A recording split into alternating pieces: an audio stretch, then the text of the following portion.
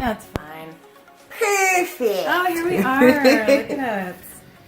Hey everybody, welcome back to my channel. Val tries it, and I am here with my friend Nico. I love you. I love you too. Isn't she beautiful? Hey guys. She's so beautiful. And we are here for a Witch's Moon unboxing. This is the box for January.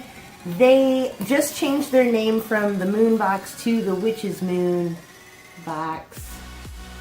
So that's what we're going to be unboxing. I haven't opened it. All I did was I took it out of the initial box so we could share together. I commend your patience, and your restraint in waiting till I got here.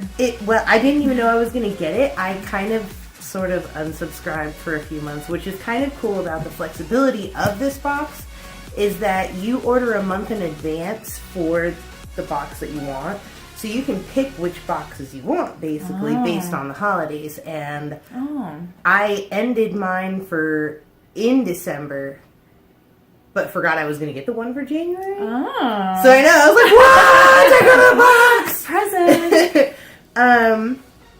And so it was kind of cool to get that. I don't think I'm definitely not getting the one for March, but I should be getting the one for February, which I believe is that Inbalak? Yeah. Mm-hmm.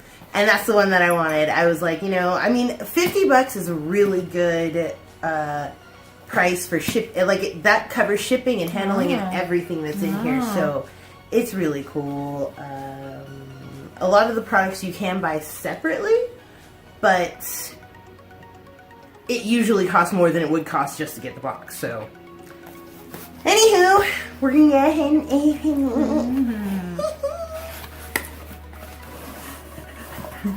What is it? Look at all this stuff. Good catch. Thank you. Oh my gosh, there's so much stuff. There's a lot of stuff. So we have some cards here. This would be, I'm betting it's some type of a rune, or not a rune, but some sort of mandala kind of meditative symbol. Some type of symbol. I'll put that there. Like this is the little, I'm sure this is the card that they meditated on that was for oh really? Yeah, they take it out of an oracle deck and then they... What? Yeah. So you're saying that when each person who receives a box, they do a little pull a card for you and specifically put it in your box to send it to you? Wow. Well, because each person that's signed up, they have your name and everything, so I'm assuming what they do is that they, as they're packaging up your stuff, they pull a card for you, and then... Oh, that's all really cool. Right? Yeah. I thought so. Yeah. So this is the Fortune and Prosperity box. Nice. Boom. And then this is the magical items in this box as follows. So I don't usually kind of read what all they send me. They usually send you a blank sheet of paper for you to put into your book of shadows or journal or whatever. And then it's just a list of the table of contents. There's a hair on my page. So you could, if you really connected with something in the box, so the way that you use they type out all the material in a description, magical and otherwise, of the item, and then if you really connect with one, you can you don't have to necessarily read it all, you can just go and read the thing about the thing, Well, but because I'm extra curious anyways, and I have to know what the hell they're called, I already know that this is a Fortuna sigil. Oh, sigil magic. Sigil. Yes. So I was thinking of the word and I couldn't think of the word. So that is the Fortuna sigil. Most of the stuff I can usually kind of tell what the hell it is. I know this is my personalized oracle card. Yeah, my personalized oracle reading that they meditated and selected a card from the Spirit Oracle, which is also nice to know because if you want to know what kind of deck this came from, it came from the Spirit Oracle. Yes, by Tony Carmine. Carmine. And I got Dreaming of You. So, and then of course there's stuff on the back which I'll read later because it was picked for me. Then this is talking about the Luna Suprema, which I'm guessing, yes, it has to do with the supermoon because that is happening this month. Yes, nice. So pretty. Beautiful calligraphy, beautiful print. Gorgeous. Yep. And then it has a lot of good information on it too that you can put into your journal or your book of shadows or whatever you want to call it. Yeah. So that's cool. I know this is the piece of art that we get every month, and this is for Mabon? Yeah, I'm not sure how to pronounce that one. No, not Mabon. Why is it for Inbulk? Maybe this is your February one. They don't send them out till... Why did I get this one? I get confused. Yeah, it says it's the Inbulk Book of Shadows artwork. Maybe you're getting another one. And usually it has the dates on there too of when the holiday is celebrated and stuff like that, which is really cool. This is another beautiful print, you know, a lot of like beautiful calligraphy and illuminations on, you know, along with the calligraphy, like cool traditionalist stuff, which is like totally my jam. Yeah. So I can't wait to read both this stuff on Inbulk and the Luna Suprema, which I know a lot about the Luna Suprema. You do? Already, which is kind of cool. Because this one's going to be special. We won't get to see, there's going to be a lunar eclipse during this one, but in the U.S. we won't get to see it. That's what I thought. But we're lucky to be alive while it's happening. I mean, which that's is really cool, because it Yeah. hadn't happened for like 150 years. Yeah. Crazy. So the energies that night is going to be freaking bamming. All right, so what is the actual night of the... I believe it's the 31st of January. Mm-hmm. Oh, okay. So it's like January the last 31st. month of this, the last day of this month, and that's our second... Supermoon or blue... No, it's our blue moon, so it's our second full moon of the month. Yeah. So that's going to be really cool. And that, you guys really, I haven't even really gotten into the package. Yeah, we haven't even, we digress. Boop. Bam. Boop. Bubble paper. And beautiful golden tissue paper. Ooh, yeah. Golden tissue paper. I am totally all about reusing shit too, because... I mean, that shit is beautiful. Like, keep little that for next crinkles. I don't even... holiday season. Oh, it smells good. Can you smell it? I can smell it. It smells like some yummy... It smells like chamomile tea to me. Does it smell like chamomile tea? Not really. No? Maybe a little. There is some marigold in there, I can see, and so... Whoa. Which is kind of the same color as chamomile. I did get crinkled. Drink break. break. So, as Nico has already looked at, we have marigold. Yes. Which is excellent for the skin. You can do an amazing facial steam with marigold. You do like a mud mask and then a facial steam with the marigold, and maybe I'm thinking calendula. I was thinking calendula actually. That smells But you could probably good. still do a really cool facial steam with this stuff. That does smell like chamomile.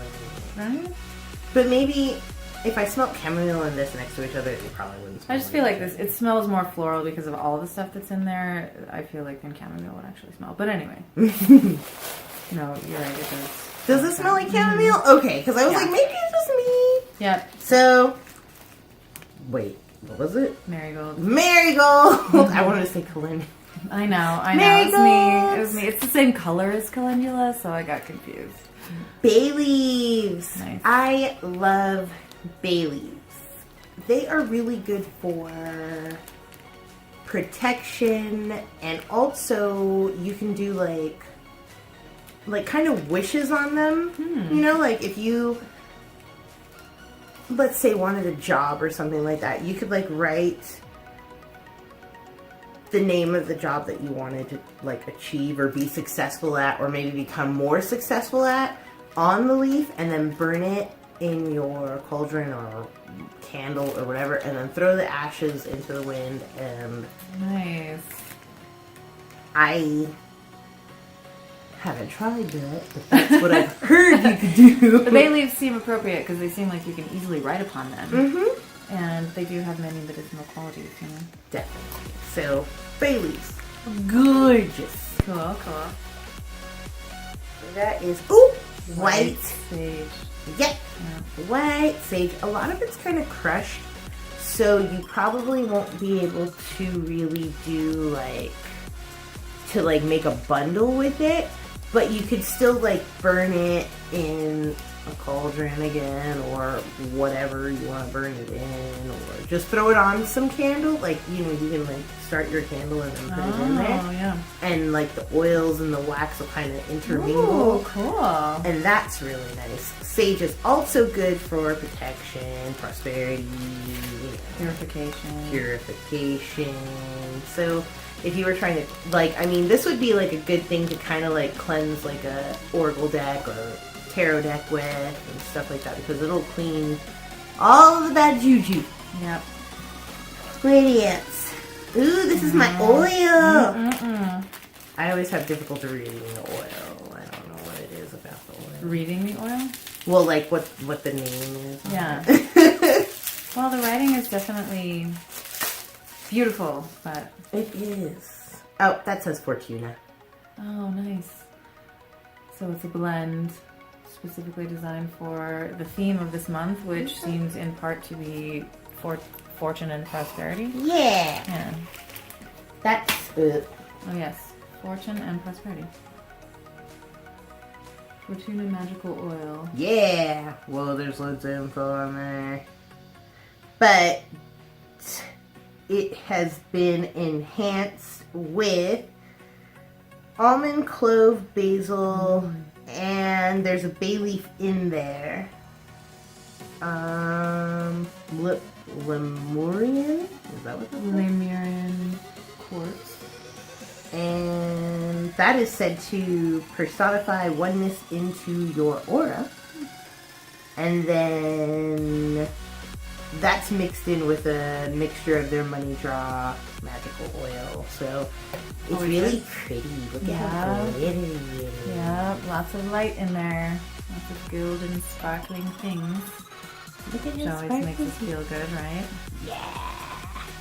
Now you can put this on your, I'm pretty sure you can put it on your chakra. Yeah, it said the crown chakra. Oh yeah.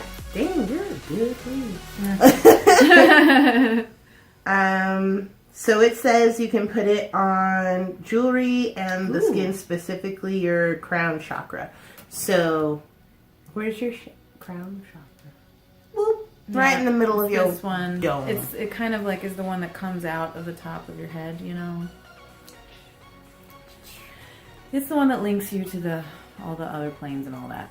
That's really pretty. I know, it's so attractive to look at. Yes, let's smell it.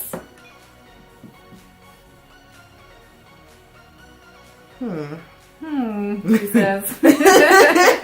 I've liked the other three that I got.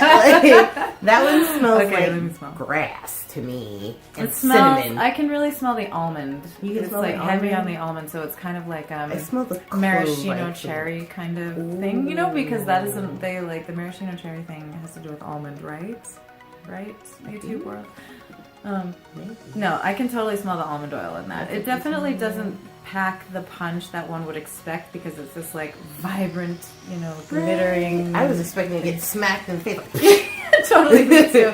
And bay leaf and basil and clove. I can smell the almond oil. Is pretty much all I smell the clove. You do? Give me another sniff. Not so much the almond at first, but then when you mentioned it, I was like, oh yeah, there's almond in there. I guess that's how I feel about the clove, but maybe that's just psychological suggestion. Maybe that's what we just did to each other. I think we might have. No, I can smell the clove in there for sure.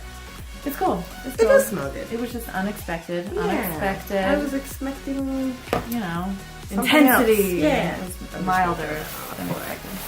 Ooh! I love when I get these little baggies. Silken pouches. Nice. Well, you get a huge bang for your buck with this thing, man. There's a lot of things you can like upcycle and all that stuff, you know. There's 2 thingies in this baggie. There's usually only 1 thingy in a baggie. So, is this a rune or a sigil? Perhaps a sigil. Well, okay, so the Fortuna sigil was that. Okay. It's a gilch? What's a gilch? I don't know. I've never heard of that. Okay, we have hand-burned an offering coin out of juniper tree slice for you to keep near your Fortuna or carry with you to attract fortune and prosperity. The burned symbol is a Nordic rune gilch. Well, there we go, because it's Nordic. I have no idea. Well, and it says rune, and so it must be, is the act of burning the rune into the wood the gilch, as far as the cultural, Nordic connection? Anyway. I don't know.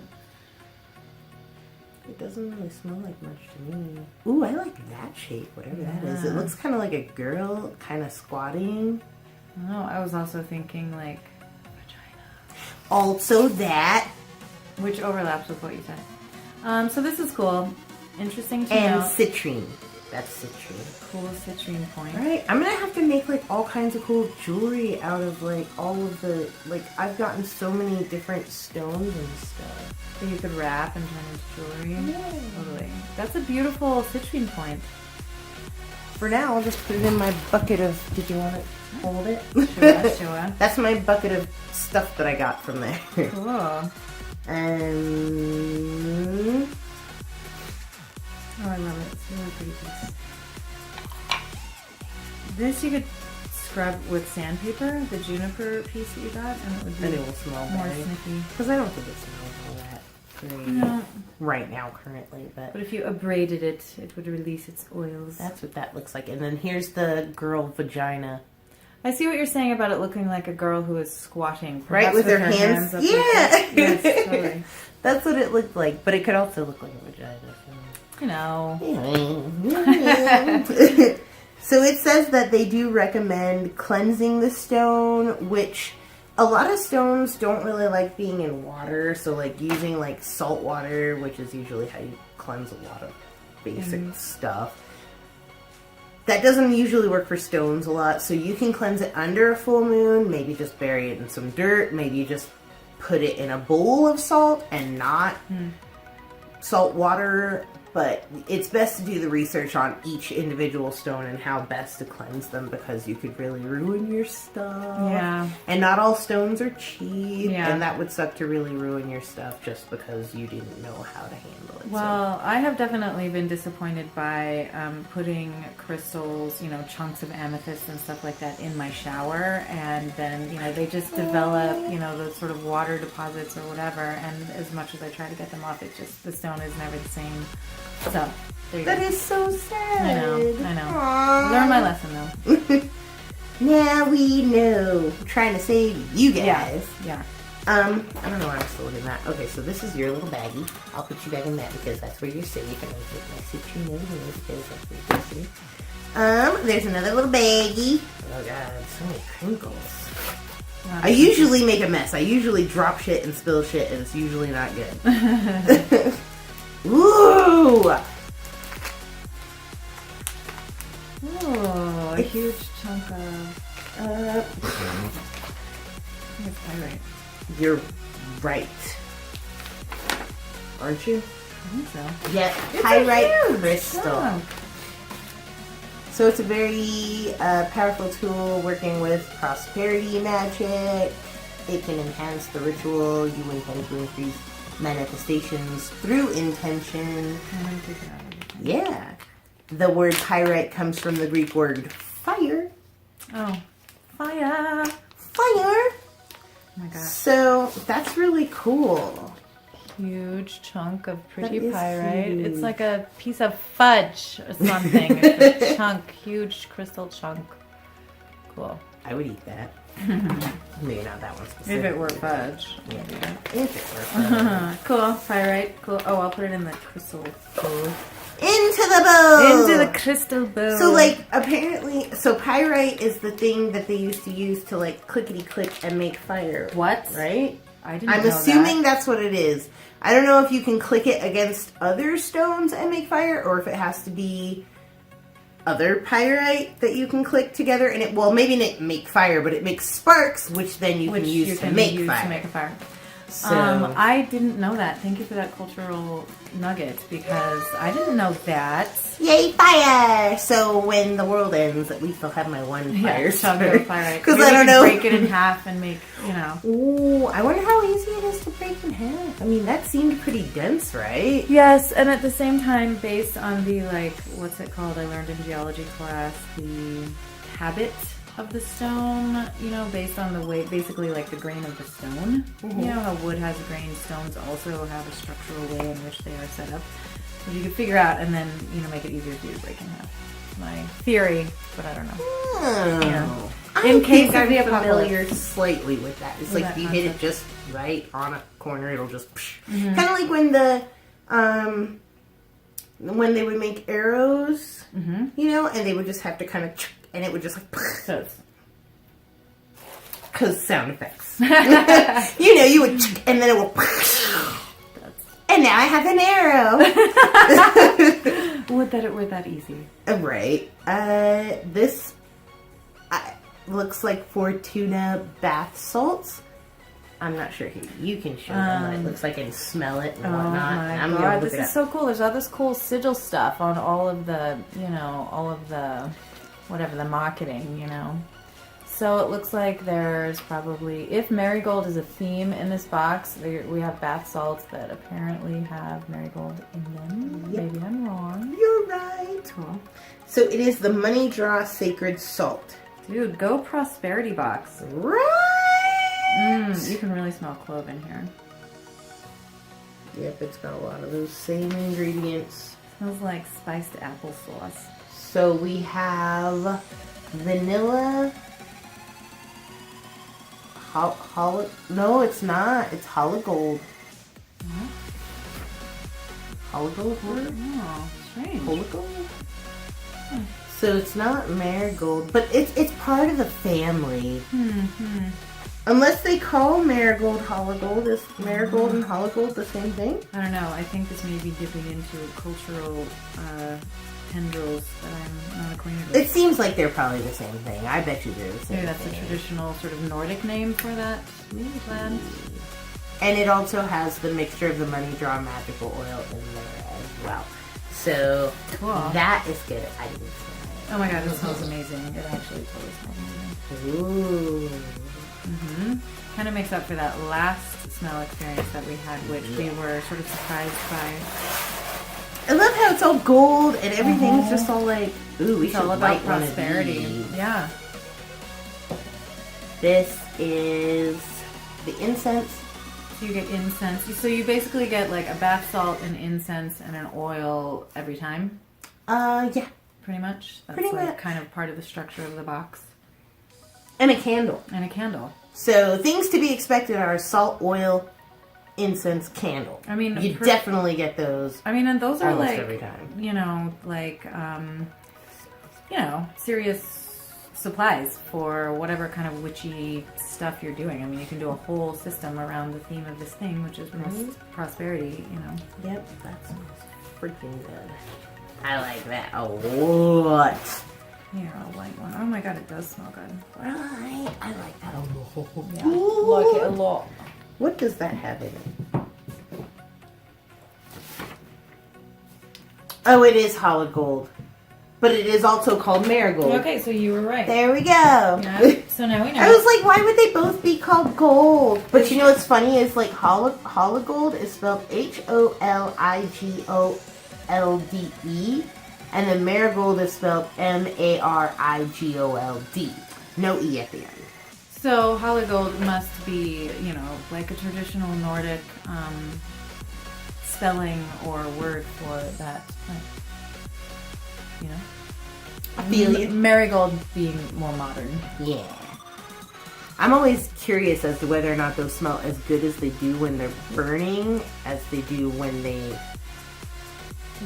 aren't burning. Yeah. But that one felt kind of limp though, like the stick on it. Yeah. There you go. The stick was a little limp. Yeah, it was limp. It was a little limp. The incense stem was flaccid. So the Porsperity incense, it says to light it before and after your ritual to bring about energies of abundance into your space, allowing the spicy aroma to complement the atmosphere while you prepare your spiritual work or your ritual work. This incense can be used to cleanse jewelry and items of value.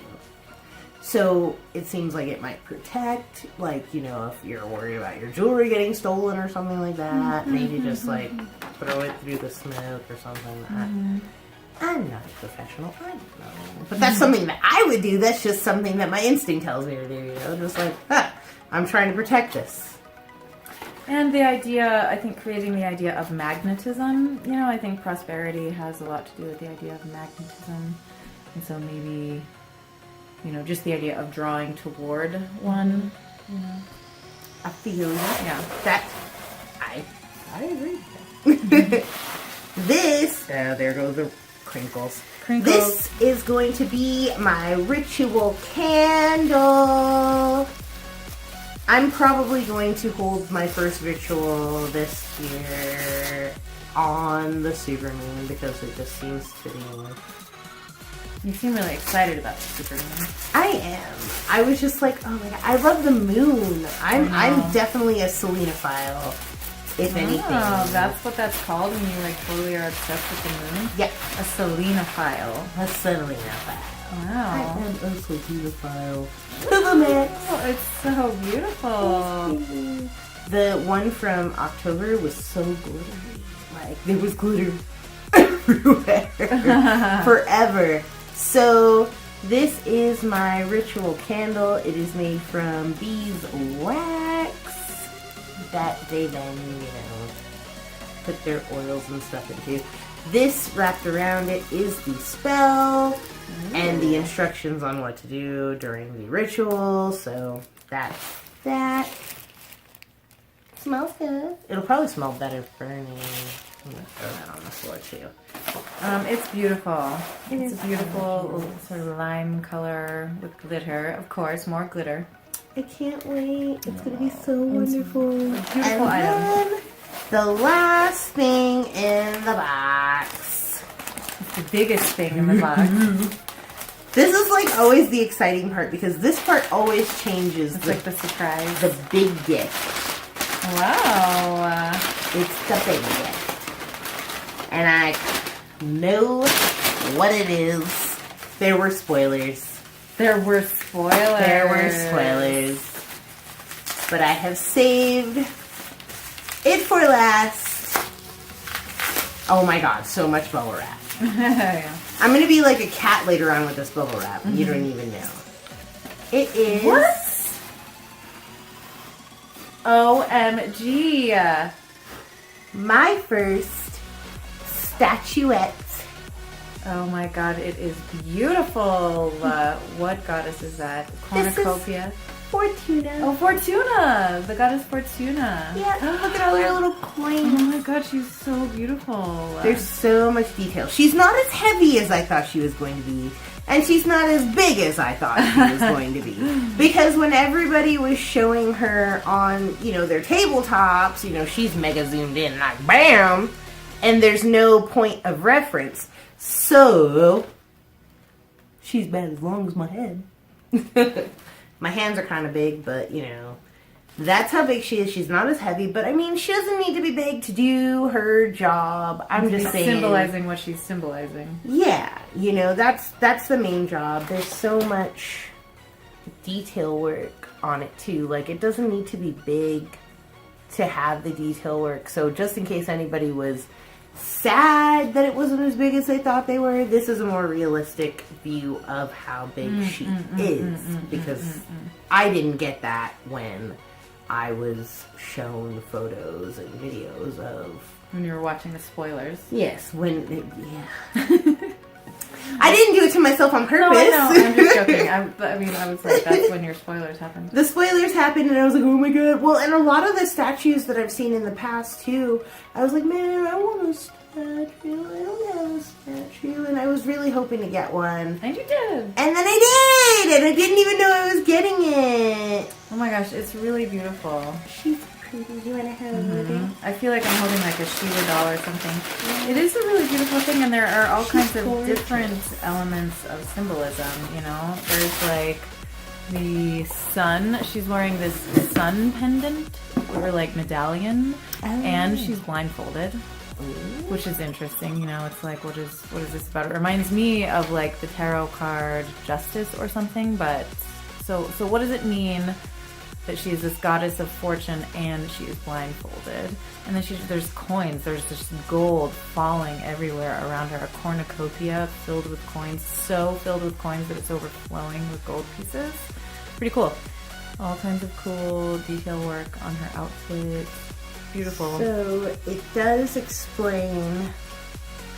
So it says it's a a beautiful cold cast bronze statue. And Fortuna stands blindfolded, which has deep meaning to us. There have been different suggestions about what the blindfold means, but for us it represents opening the eyes facing inwards. Yeah, that's what it says. Well, I mean, there's a whole paragraph, like from there to there, about Fortuna. Yeah.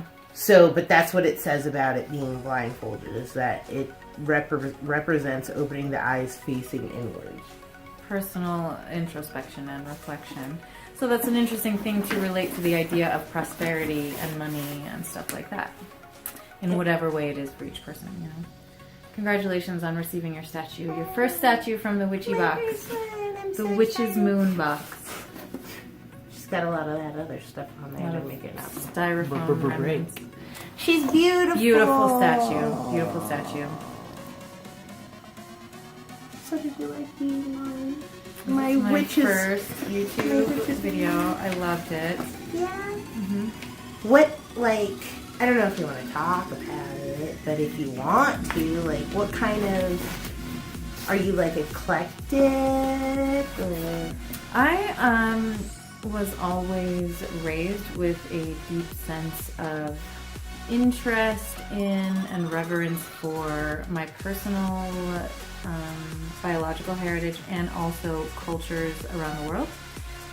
So as far as things like spiritual practices and stuff like that, I'm definitely really interested in and open to everything all over the planet. I have sort of like Western Celtic heritage, and so of course I think, you know, there is like a deep thing within me that draws me toward pagan items, pagan beliefs and stuff like that. However, I've also studied quite intimately a lot of Sufism and Islam and stuff like that. But I'm interested in a lot of different cultural things like that. I dig it. That's kind of a lot like me. I call it eclectic because that just seems like that's what everybody understands to be eclectic. Like, I kind of not pick and choose, you know, what calls to me. Like, whatever calls to me is calling to me, you know, and that's what I retain. So, an eclectic just seems to be the best way to describe it, to where people outside of, I guess, or inside of the norm understand what's going on outside of the norm. Totally. So, that's how I describe it. Well, and I think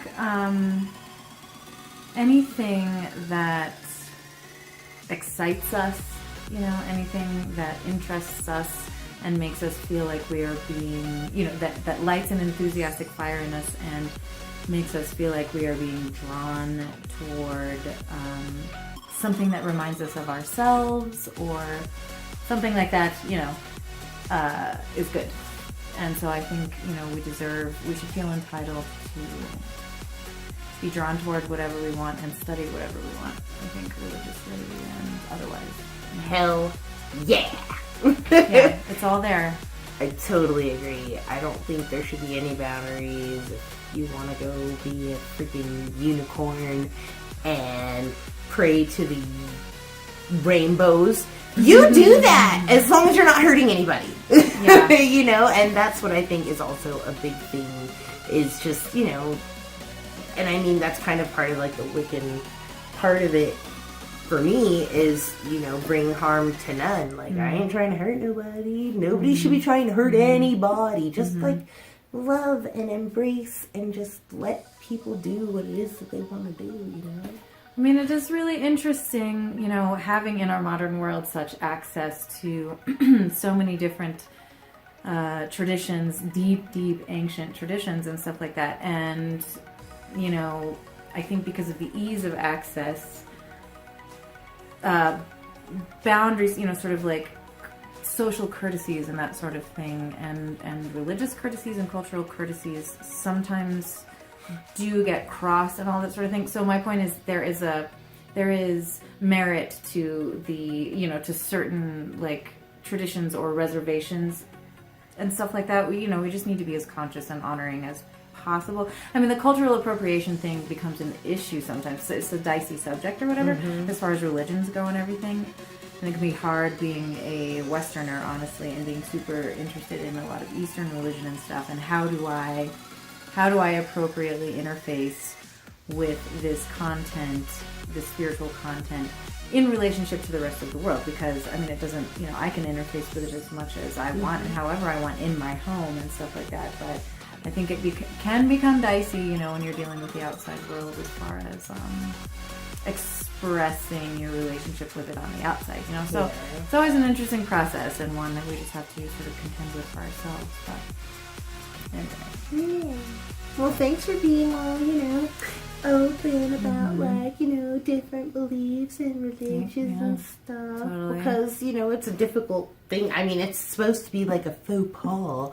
It's something that you don't talk about, you know, with your friends because it can cause anger and arguments and whatnot like that. Yeah. But I appreciate that we have a relationship that can be open like that, to where it can just like, you know, do. And there's no... I mean, the bottom line is there's a lot to be learned from all these different perspectives on things, you know? And so, you know, we should celebrate the opportunity that we have in the modern world of being able to access so much different stuff, you know, and to be able to be like, oh my gosh, I read this thing, this one particular Hindu belief about this one particular Hindu deity, you know, and I applied it psychologically to this one thing in my life which made me feel better or feel good, you know, so... And it's as simple as that. Yeah. You know? I love it. Well, thanks you guys for joining us for my Witch's Moon unboxing. Thanks, Nico, for joining me on unboxing this. It was a kind of huge box. It felt huge to me. There's a lot of stuff in that box. That box is full and juicy. Oh, so good. Well, I love you guys. I'll see you guys next time. Yeah, may the force be with you. Oh, don't forget to follow me on Facebook, Instagram, and Twitter at ValTriesIt. I am there. I will put the links to those on the description, so you can do that. Okay now. Okay. Bye. Bye.